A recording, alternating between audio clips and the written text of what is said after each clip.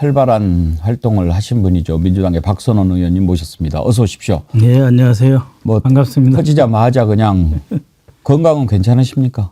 별로 안 좋죠.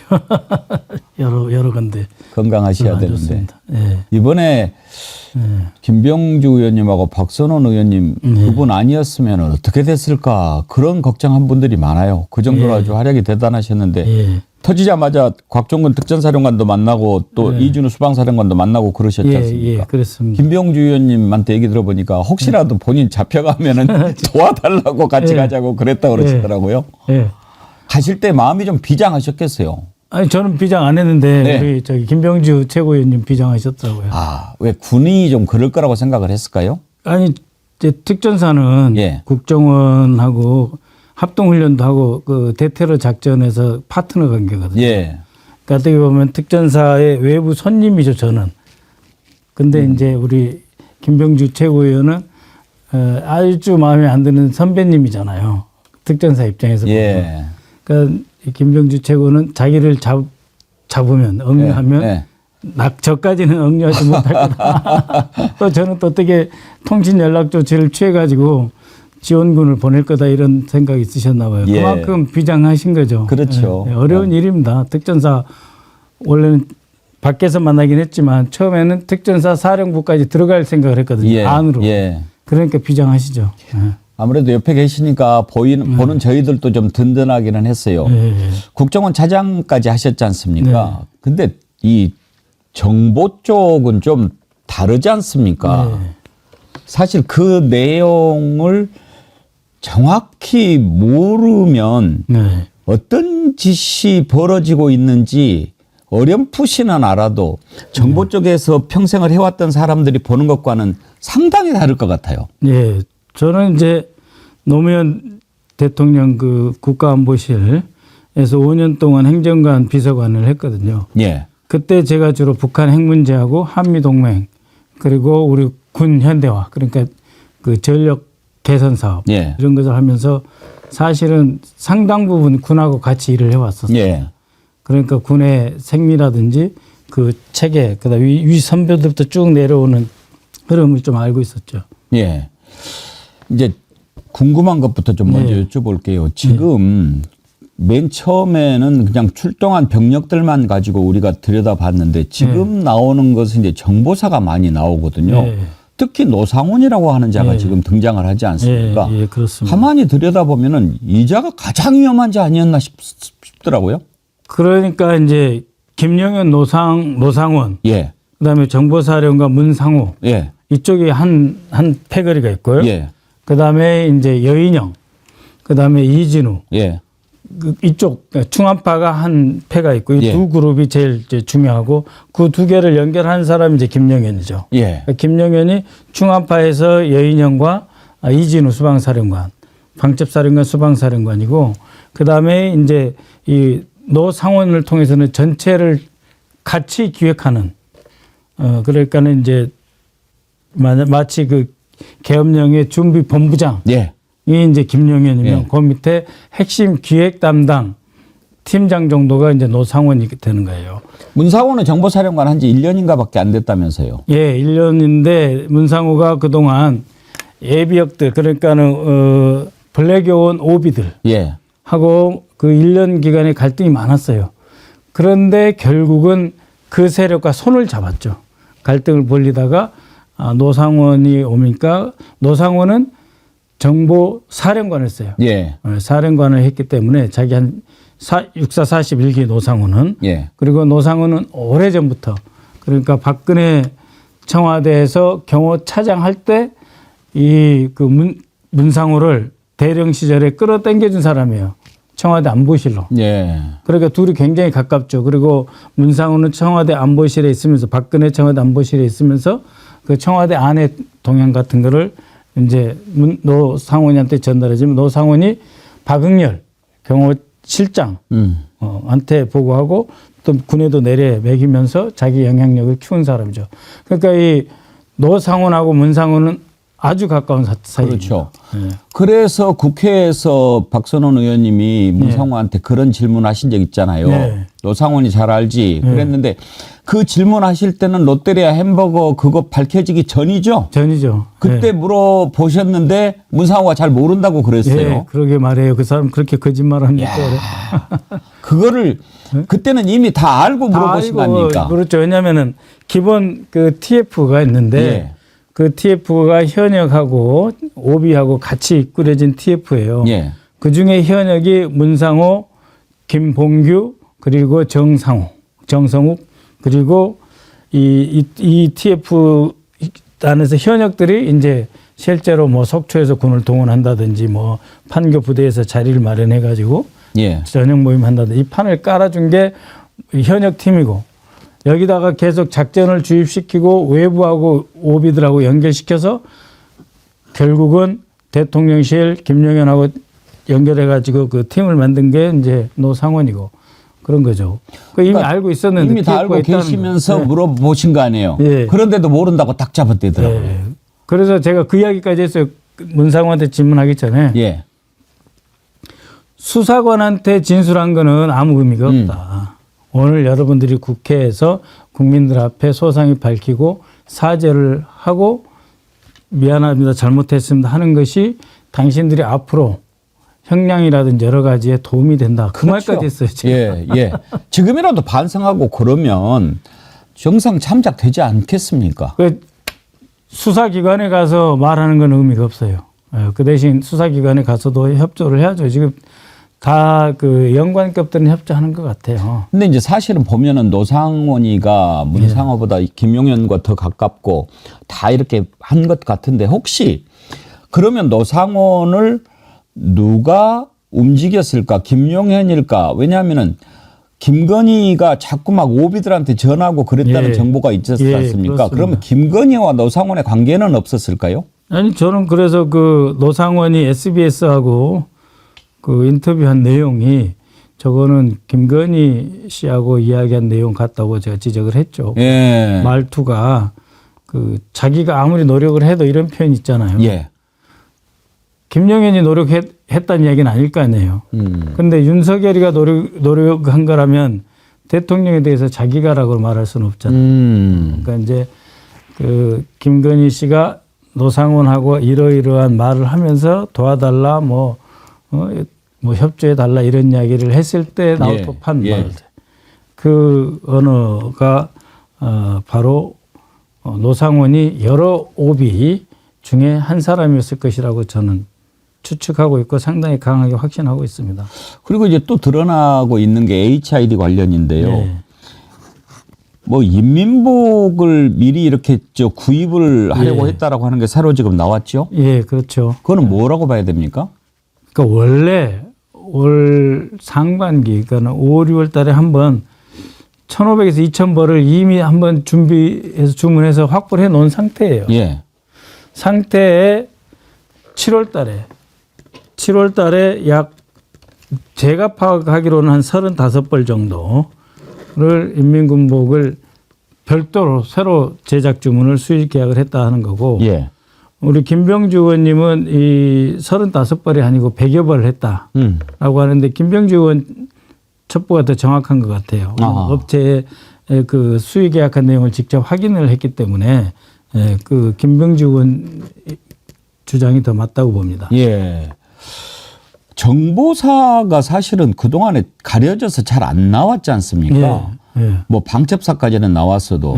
그런데 지금 보면 정보사 역할이 더 중요한 임무가 주어졌던 게 아닌가 그런 생각이 들지 않습니까? 그러니까 이제 수방사, 특전사 그리고 방첩사는 이제 겉으로 드러난 조직이거든요.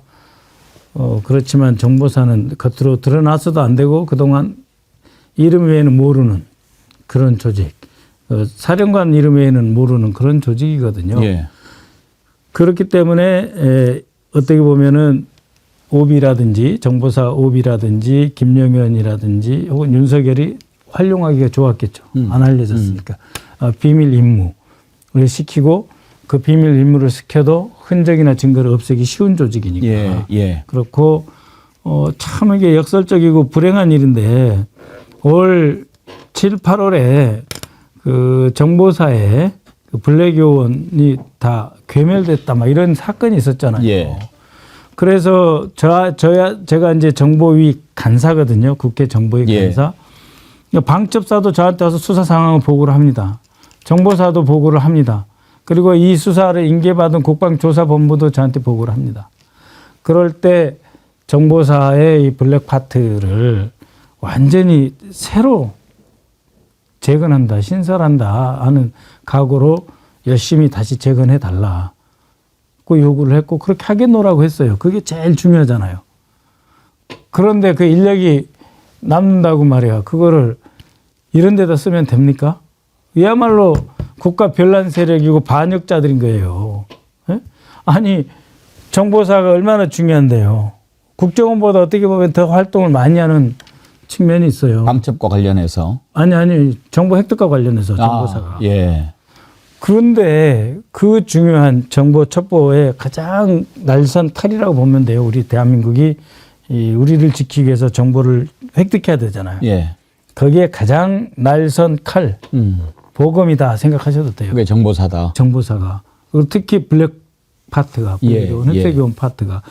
그 부분을 가져다가 헌정 질서를 유린하고 그 심지어 검찰조차도 그 국헌 문란 행위인 폭동과 내란을 일으키는데 최선봉에 섰잖아요. 있을 수 없는 일. 이건 진짜 반역입니다. 절대 용서하면 안 돼요. 이건 정말 용서할 수 없는 그거를 반란이죠. 대통령부터 국방장관, 그다음에 전역한 전 정보사령관, 현 정보사령관 다 동원돼 가지고 어떻게 선거관리위원회를 쳐들어갈 생각합니까? 제정신으로 할 짓입니까 그게?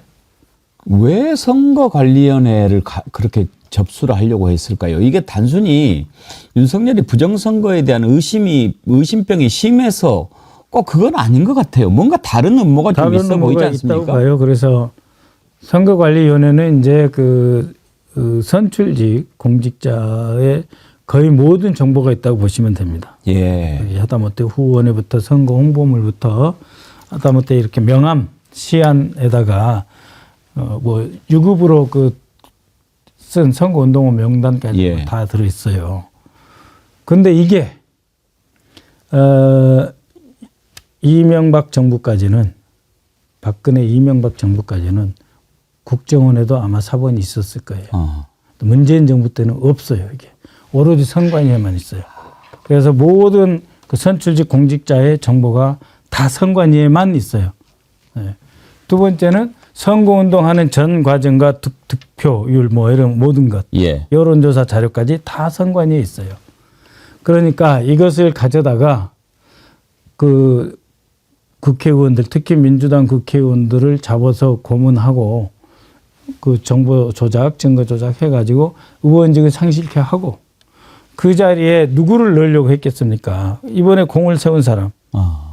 김용현이 그런 이야기도 했어요. 나중에 제가 밝히겠지만 이번 공을 세운 사람은 공을 세운 대로, 항명하는 사람 항명하는 대로 처벌하겠다. 내가 다 책임지겠다. 나 대통령이 위임받아서 하는 거다. 이런 이야기를 김용현이 하거든요.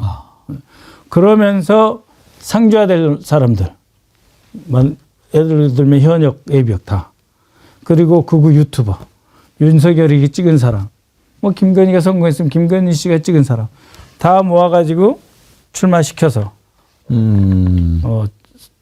절대 다수, 압도적 다수를 만들고, 그 다음에 개헌해가지고 국회 힘을 빼고, 그 다음에 민주당 해산 절차 이런 걸 하지 않았겠어요.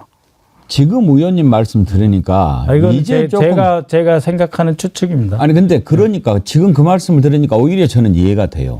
지금 나타나기로는 윤석열 이자가 완전히 부정선거 망상에 사로잡혀가지고 지금 그것을 하기 위해서 막 이런 것처럼만 하는데 그렇게만 가지고 저 짓을 꾸민단 말인가 좀 석연치 않았거든요. 근데 지금 그 말씀을 들어보니까 그게 더 합리적인 것 같은데요. 그렇죠. 그러니까 2018년에 민주당이 왜 총선에 이겼느냐, 21대 국회 때.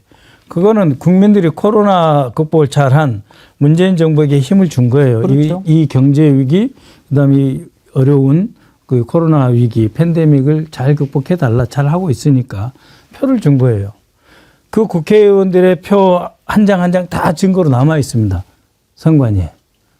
어떻게 이게 부정선거가 가능합니까? 예. 그리고 대선. 아니 본인이 이겼잖아요. 그러니까요. 본인이 이긴 선거제도, 선거 체제를 지금 문제 삼는 거 아니잖아요.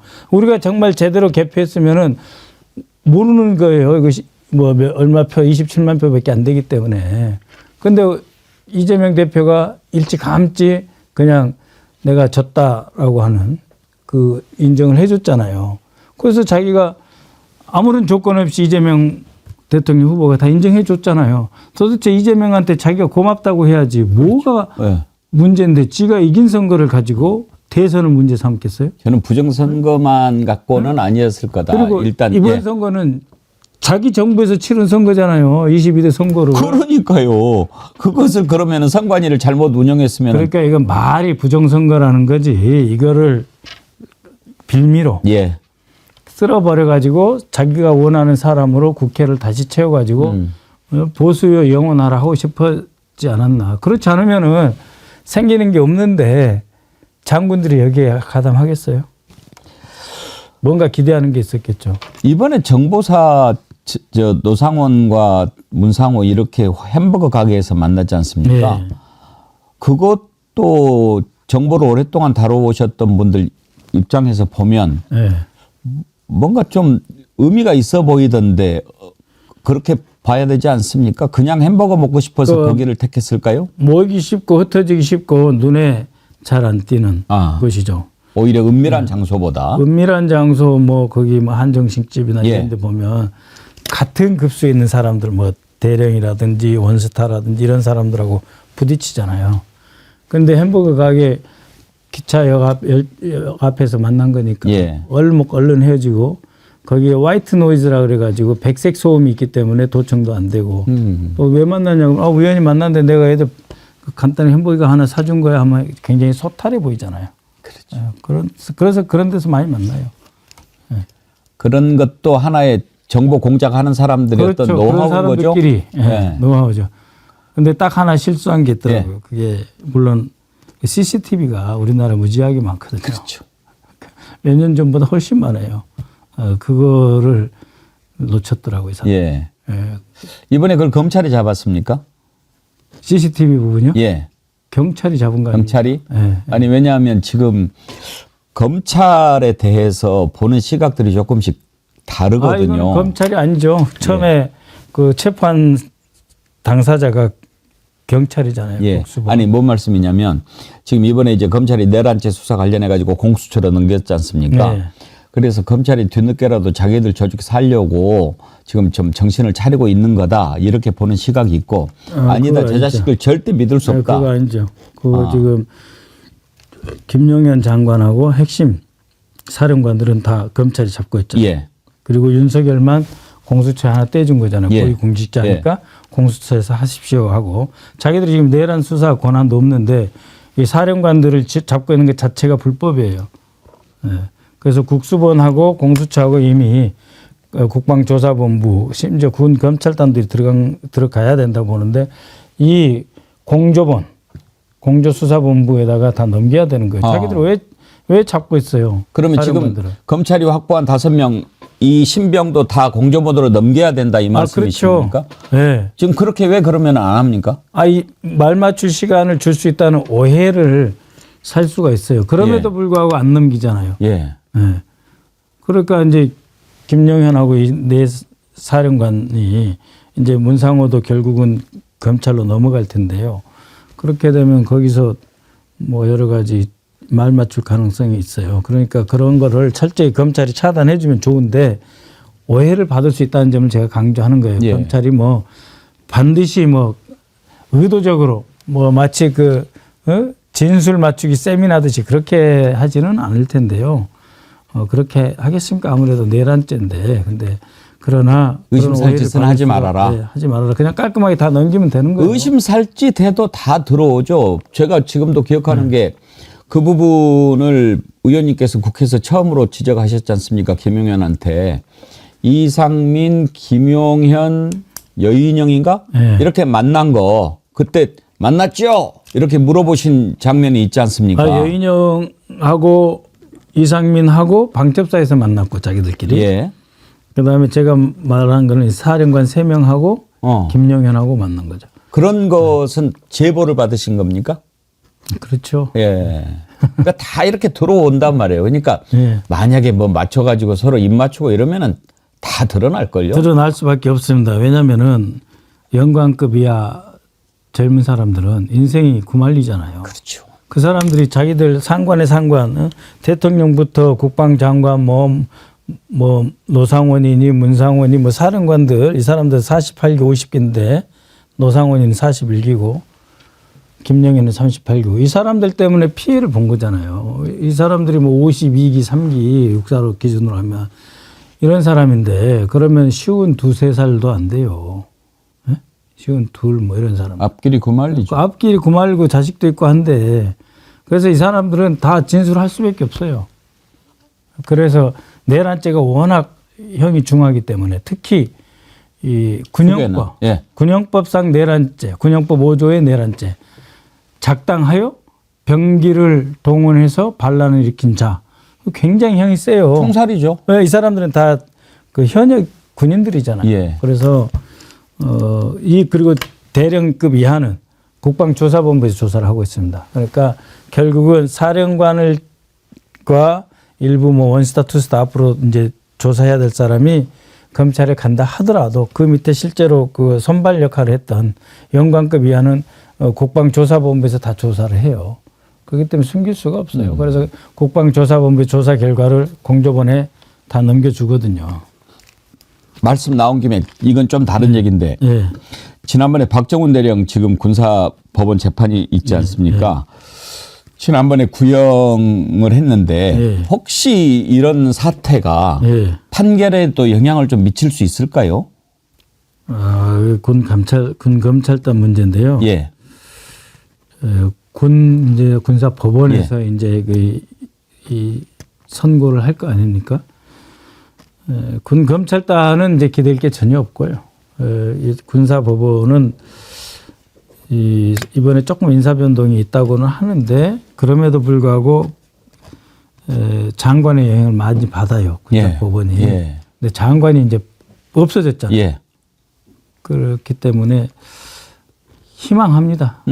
조금 나은 법리의 기초에서 사실의 기초에서 판결이 내려지기를 희망을 합니다. 그러나 나아진다고 기대할 수는 없습니다. 아니 왜냐하면 지금 우리 국민들은 다 알고 있지 않습니까? 박정훈 대령이 얼마나 억울하게 지금 당하고 있는지 윤석열이 자기 죄를 덮기 위해서 지금 항명으로 몰아서 이렇게 하고 있는 것이라는 걸 국민들이 다 알고 있는데 그런데 윤석열 무서워가지고 군사법원이 제대로 재판을 못할 뻔했는데 그렇죠. 이제 윤석열 김영현 때문에 바로 내려가게 생겼는데 정신 차리고 할 수 있지 않을까 하는 기대를 우리가 가질만 하지요.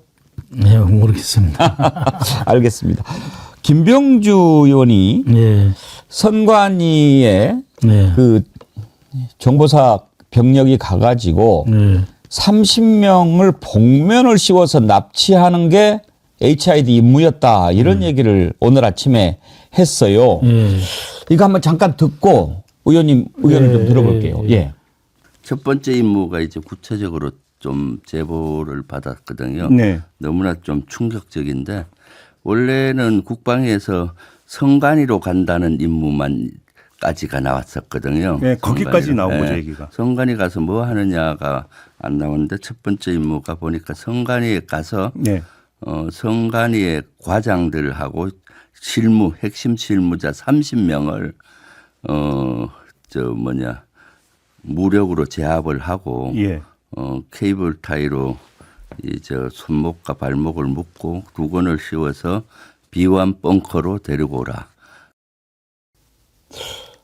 저런 제보를 받았다는 건데 지금 김병주 최고위원님이나 우리 박선원 의원님한테 제보가 많이 들어올 것 같아요. 저는 저 제보는 신뢰하지 않습니다. 아 그렇습니까? 네, 그거는 노상원은 그 SBS 기자에게 자신이 체포되기 직전에 뭐라고 했습니까? 선관위만 문제 삼았어요. HID의 제2, 제3의 공작이나 추가 작전 문제는 자기가 자른 거예요. 그래서 그렇게 되면 어떻게 되냐면 노상원은 저 선관위 문제 있으니까 문상호가 동원 병력을 집어넣으려고 했다 하는 거고, 선관위에 그 문상호 직원들이 갔는데 별거 한 거 없다, 사진만 찍었다. 잡아오려고 저런 계획이 있었는지 모르겠는데 우리는 아무것도 안 했다 해서 빠져나가는 거예요. 그러니까는 노상원이가 빠져나가는 것도 선관위에만 국한시키는 거고, 문상호가 이번에 그 체포됐다가 잠깐 풀려났다가 다시 체포됐잖아요. 그 중간에 나온 정보사령부로부터의 그 제보는 저는 신뢰하지 않습니다. 그는 자기가 이제 다시 체포되고 사법 처리되기 전에 일종의 이제 이렇게 가드레일을 하나 쳐놓는 거죠. 예. 요까지만 방파제, 요까지만 해라. 우리는 한 HID 30명 특수부대 데리고 가가지고 지금 선관위 민간인들 지금 손목에다가 무슨 수갑 채우고 그러려고 데려왔겠어요. 그거 전혀 아니라고 봅니다. 예. 저는 왜 그러냐면 12월 4일 1시 20분에 김영현이가 노상원이한테 전화를 했고, 노상원이가 다시 3시 20분 약 2시간 후에 다시 노상원이가 김영현이한테 전화를 해서 뭔가 더 하자라고 했고, 야 지금 이때 뭘 어떻게 더 하냐, 좀 더 있어봐라, 이런 투로 둘이 대화한 내용이 있어요. 그런 상황을 볼 때 이 인원은 추가 내지는 별도 작전을 위해서 대기된 거지, 무슨 HID하고 무슨 이 부대들이 그래요. 무슨 선관위 직원들, 민간인 직원들 잡아다가 비연벙커에 보내요. 저는 그렇게 생각하지 않습니다. 알겠습니다. 2차 개업 모의는 있었던 걸로 보시는 거죠? 그러니까 이제 진행형으로 봐야죠. 이렇게 1차가 일단은 1시 02분에 이제 해제가 됐고 예. 요거 해제 결의안 1시 09분 이후부터 이제 특전사 일부가 빠지라고는 했지만 오히려 1시 30분에 이제 그 윤석열이 그 합참 지통실 내려간단 말이죠. 대심 지원실로 이제 내려가잖아요. 그다음에 거기에 이제 신원 씨도 데려가고 뭐 비서실장도 포함됐다는 말도 있고, 인성환 안보실 2차장 국방비서관에 다 들어가잖아요. 그렇게 해서 자기들이 무슨 이야기를 했겠어요. 3시, 4시 그 최종 해제가 되기 전까지. 야, 이거 어떻게 하냐. 국회법 법령지 가져와. 이거 왜 해요? 이미 1시 2분에 통과된 게 다 보고 와서 즉각 해제하면 즉각 해제하겠어도 하면 끝난 거지. 그래서 이거는 그걸로 끝난 게 아닙니다. 제가 제보 받은 내용도 있고 그 자리에서 윤석열이가 김영현한테 한 이야기도 있고, 그 직전까지 계속 김영현은 김영현대로 막 그 사령관들에게 지시를 하지만 윤석열이 직접 전화해가지고 어디 가냐 뭐하냐 질책하고 말이야, 문 뜯어내고 의원들 끄집어내라 한 사람인데, 그래 계속 진행형이고 2차 당연히, 그러니까 엄격히 말하면 이렇습니다. 계엄령을 선포하고 또 선포하고 또 선포하고 할 사람은 아니에요. 계엄령을 선포해 놓은 상태에서 계속 물리력 그냥 투입하면 되는 거예요. 그렇기 때문에 내란 진행형이다. 앞으로는 어떤 내란이 또 일어나면 이거는 계엄을 추가로 선포하지는 않을 거다. 다만 지금 이제 윤석열이 그래서 탄핵이 중요한 거예요. 직무 정지 상태로 들어가면 엄격히 말하면은 누구도 어떤 장관도 공식적으로 지금 국정에 대한 보고를 하면 안 됩니다. 안 되죠. 저는 그냥 그 재판 준비 외에는 별로 다른 거 해서는 안 돼요. 심지어 지금 비서실에서는 직무 정지 중이니까 우편물도 전달을 못 한다고 이렇게 이야기하는 판 아닙니까? 그런데 무슨 보고를 하겠습니까? 그건 말이 안 되죠. 수사 진행 상황인데 무슨 직무 정지인데 말도 안 되는 소리를. 지들이 전달 안 되려면 문 열어주면 되죠. 갖다 직접 전달하게. 말이 안 되는 소리예요, 그거는. 하여튼 정보는 이 수집도 중요하지만 판단이 중요하지 않습니까? 그렇죠. 그런데 지금 김병주 최고위원님이 이렇게 얘기한 것에 대해서 신뢰를 안 한다고 그러셨는데. 아니. 그렇게 말씀하시면 안 되고.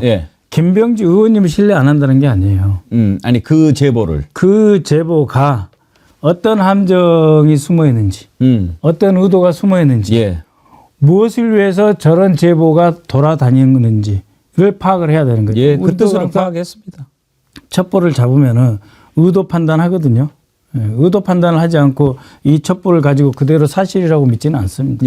그런 그 주의, 조금 더 주의할 필요가 있다 하는 거지. 김병주 최고위원님 하시는 것이 뭐 문제다 그런 거 예, 아니 저도 그런 뜻으로 말씀드린 거 아니고 이번에 이제 김어준 씨 발언과 관련해서 당에서는 일단 좀 허구가 가미된 것이라고 이렇게 결론을 내리지 않았습니까? 판단한다고? 아니요. 그런 판단 내린 사람 없습니다. 아 그렇습니까? 예. 그럼 민주당에서 밝힌 입장은 정확히 뭡니까? 민주당에서 이런 입장을 밝힌 바가 없어요. 제가 오보입니까? 아니요. 예. 정확하게 말씀드릴게요. 예. 김어준 씨가 이제 그 과방위에 나와가지고 자기가 1, 2, 3, 4, 5 이야기를 하고 김병주 의원과 박선원 의원에게 물어보시면 된다 그랬잖아요. 그랬죠.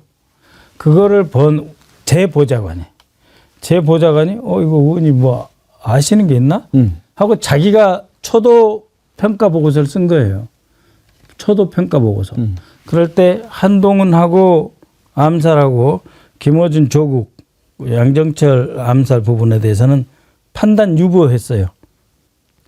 왜냐하면 이 친구도 국정원에서 일한 친구고 저도 국정원에서 일하기 때문에 첩보가 있으면 그 수집된 첩보에 대해서 분석 보고를 초도 보고를 해요. 저희가 일을 그렇게 해요. 예.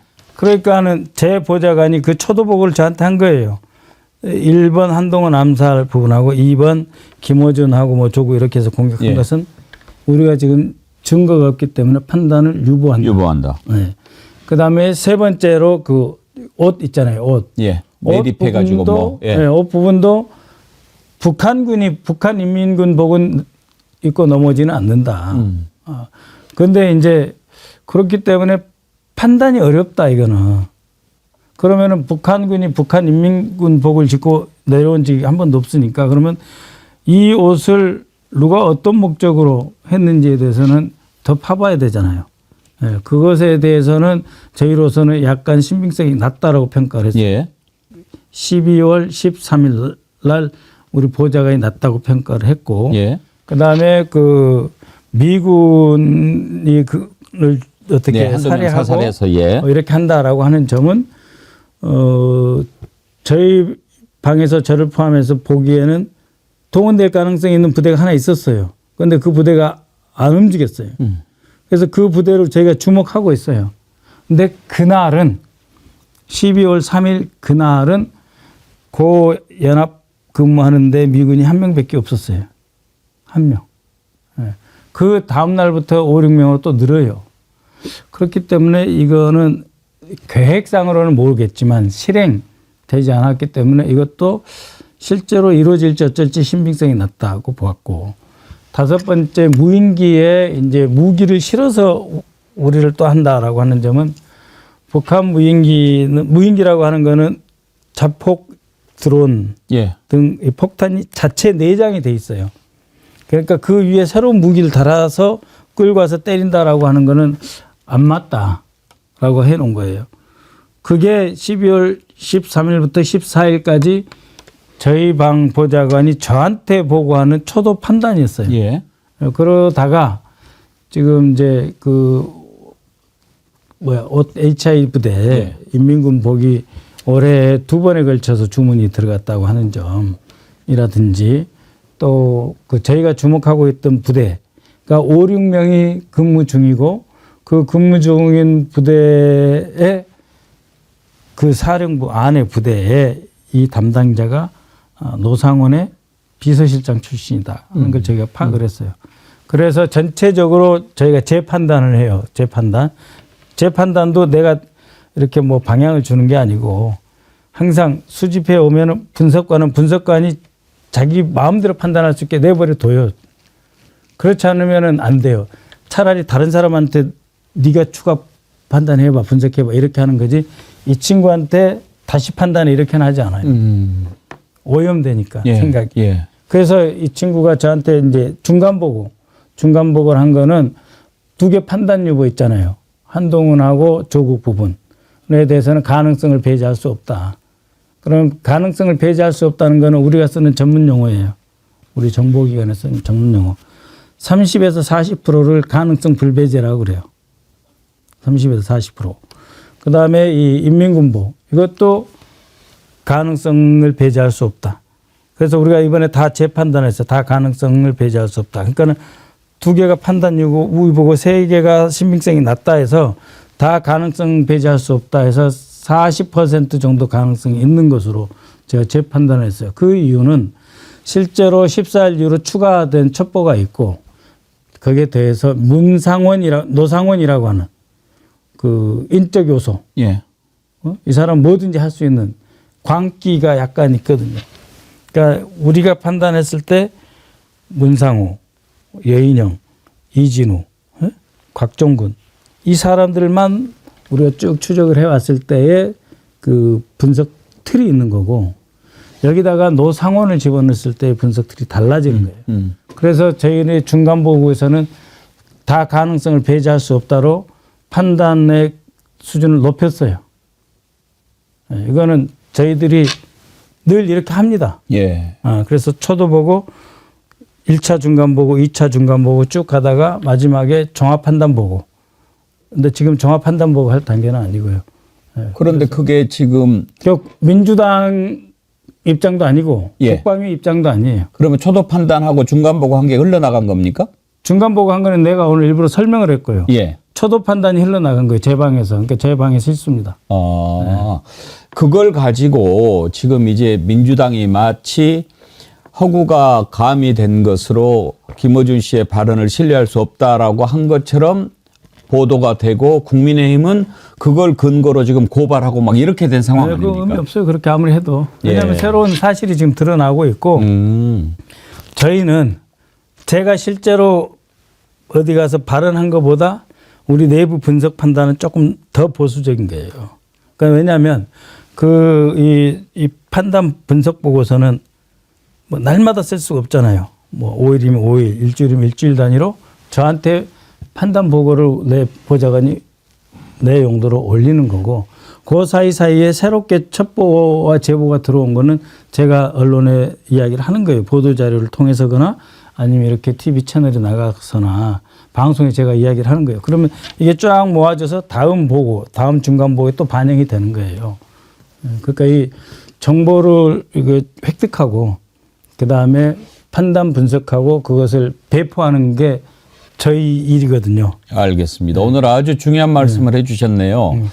오늘 박선원 의원님 안 나오셨으면 우리가 지금 많은 부분들 혼란스러웠을 건데 지금 말씀을 정리를 해보면 김어준 씨가 발언한 내용들의 상당 부분은 가능성을 배제할 수 없다라고 하는 판단이 있었고 그리고 지금 그런 부분에 대해서 프레임이 달라졌기 때문에 좀 더 살펴봐야 할 여지가 있다. 그런데 마치 그런 것처럼 허구가 가미된 것처럼 알려진 것은 초도 판단한 상황이었는데 그게 알려지면서 전달이 잘못됐다. 이렇게 정리하면 되겠군요. 네, 그렇습니다. 그거는 뭐 냉정하게 말하면 제 책임이고 제 실책입니다. 제 방에서 일어난 일인데 그거는 판단 초도 보고서를 쓴 제 보좌관 잘못이 아니고 어쨌거나 이게 외부로 언론에 잘못 유출된 제 책임입니다. 알겠습니다. 그래도 그렇게 확인을 해 주셔서 매우 도움이 됐습니다. 오늘 여러 가지 말씀 감사하고 또 오후에 뭐 또 일이 있으시다고 그러니까 마지막으로 한 가지만 여쭤보고 아까 그 우리 애청자님 가운데 한 분이 화가 난다님께서요. 박선원 의원님 고생이 많으십니다. 오늘 정어리 TV 오신 김에 궁금한 거 하나 여쭤보고 싶은데요. 갑자기 김태효가 사라진 이유는 뭘까요? 너무나 궁금합니다. 이런 질문을 주셨어요. 두 가지로 볼 수 있는데 첫 번째는 김태효가 뭔가를 했는데 지금 숨어 있는 거 하나 있고 그건 분명히 지금 그런 상태로 보고요. 객관적으로. 가만히 있을 자는 아니잖아요. 그 두 번째로는 현역들이 안 좋아합니다. 현역이라 하면 군인들이 신원식도 이 친구를 안 좋아하고 김영현은 좋아해요. 김태효를. 김영현이 경호처장이었을 때 대통령의 귀를 잡고 있는 김태효를 좋아해요. 왜냐하면 경호처만 해도 떨어져 있으니까 대통령의 귀를 잡고 있는 김태효에게 잘 보일 필요도 없고 해서 좋아해요. 아주 가까운 사이예요. 근데 이 건에 대해서는 이렇게 김태효 스타일이 이 위계 질서 무시하고 막 치고 들어오는 스타일. 그 지가 뭐 했다고 대통령에 돌려버리고 뭐 이럴 수 있는 스타일. 그리고 여기에서 군 내부에서 불만이 많죠. 예, 그런 여러 가지가 작동을 했을 텐데 김태효는 저 자신도 아직은 물음표로 놓고 있습니다. 예, 배제됐을 가능성 예. 아니면 개입했는데 숨어 있을 가능성. 예, 다 가능성이 있는데 뭐 제가 그래서 김태효에 대해서는 한마디도 안 하는 거예요. 예. 어떤 상당히 그 신뢰도 높은 첩보를 아직 갖고 있지 않기 때문에 예, 말하지 않습니다. 예. 알겠습니다. 오늘 말씀 감사드리고요. 예. 오늘 나와주셔서 감사하다는 글이 많이 올라왔습니다. 예왕깨미님도 나주의 자랑 박선원 의원님 정어리 TV 출연 감사합니다. 응원합니다. 고향이 나주시죠? 예. 예. 보수형님 TV님께서도요. 박선원 의원님 정어리 TV 방문을 진심으로 환영합니다. 이렇게 글 보내주셨습니다. 오늘 감사드리고요. 예, 고맙습니다. 아무튼 예. 건강 잘 챙기시기 바랍니다. 예, 예. 우리 김병주 의원님은 국보급이라는 것을 이번에 보여주셨습니다. 예, 우리 김병주 최고가 옆에 저랑 같이 일을 할 수 있어가지고 얼마나 고마운지 모르겠습니다. 예. 제가 김병주 의원님이라고 그랬나요? 예. 박선원 의원님. 아니 김병주 최고가 훨씬 더 국보급이죠. 예, 제가 정말 서로 의지하는 사이입니다. 하여튼 두 분이 아니었으면 이번에 네. 그것도 참 신의 한 수였어요. 그때 곽종근 이준호 만나가지고 사전에 이렇게 딱 녹취를 해놓은 게 그렇죠. 이놈들 꼼짝할 수 없는 그 네. 발목을 잡아버린 거 아닙니까? 예, 더 이상 안 하겠다 해버리니까 예. 특전사 수방사가 안 하겠다 했는데 누가 해요? 그러니까요. 네. 완전히 그 적장을 찾아가 상복을 받아버린 정보사를 거예요. 예. 더 제가 들여다봤어야 했는데 정보사령관이 하도 우는 소리하고 11월 22일 정보사령관이 저한테 전화가 왔어요. 예. 와가지고 11월 22일? 11월 22일 와가지고 그동안 우리 정보사령부를 제가 많이 도와줬거든요. 왜냐하면 국정원하고 합동 예. 예. 정보의 중요성을 하니까. 이제 아시는 분이라고 네, 생각하니까. 그래서 빨리 이 정보위 블랙 요원 이쪽이 되살아나야 우리도 좋고 국가도 좋고 정보사도 좋아요. 아니 정보사도 좋고 국정원도 좋고 대한민국 국민이 좋아요. 예, 자꾸 국정원 우리라고 하는데 고향이니까. 그래서 제발 빨리 이걸 회복시켜라 하면서 정말 물씬 마음으로 이제 응원해주고 뭐 다른 사람들한테 시달릴 때 나름대로 말이라도 따뜻하게 해주고 힘내라 그러고 막 그랬거든요. 그래서 11월 20일 날 전화가 와가지고 그동안 많이 도와줘서 감사합니다. 열심히 하겠습니다. 안녕히 계십시오. 충성 이러더라고요. 안녕히 계십시오. 충성. 그래서 나도 충성하고 끊었어요. 그래서 이자가 이번 인사에서 옷을 벗나? 안 그런데 왜 그러지? 살짝 이상했어요. 네. 그런 자를 제가 놓친 게 정말 천재. 네. 그때 이상하다라고는 생각을 하셨어도 설마 네. 그렇게까지. 네. 예. 그러면은 문상호 사령관은 11월 20일? 22일이요? 예, 저한테 그때쯤? 전한 게. 예. 그 전에 이미 다 알고 있었던 거죠. 9월 달부터 지금 예. 그 저기 HRD 요원 중에 똑똑한 사람 포섭을 지금 김봉규한테 지시해서 하고 있던 상황이잖아요. 여러 가지로 종합해 보셨을 때 이자들이 언제부터 모의를 시작한 것 같습니까? 3월부터 준비를 했죠. 3월부터. 네, 올해 3월. 결정적인 계기는 3월이면 총선 전 아닙니까? 그렇죠. 어떻게 되든지 간에 이 판 하면 이기든 지든. 네, 그렇죠. 정말 악랄한 자군요. 그렇죠. 미국이 몰랐을까요? 3월부터 준비를 했으면? 미국이 워치했죠, 당연히. 그렇다고 보죠. 주한미군을 이렇게 통째로 속이고는 못합니다. 표가 나죠, 조금씩. 그런 얘기도 하더라고요. 미국한테 도청 당할까봐 골프장에 나와서 모의했을 것이다. 그럴 가능성이 있다고 보십니까? 그렇죠. 골프를 계속 치거든요. 8월 24일부터. 예. 그거 내란 모의하려고.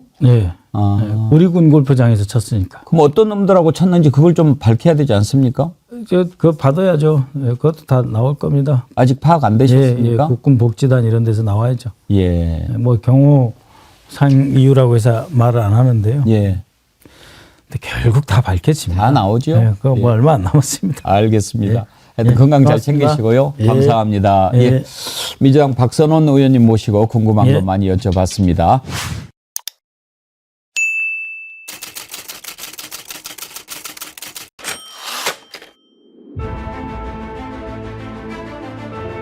비상개업을 선포합니다. 국민 여러분께서 힘을 보태 주십시오. 지금 국회로 와 주십시오. 대통령 윤석열 탄핵 소추안은 가결되었음을 선포합니다.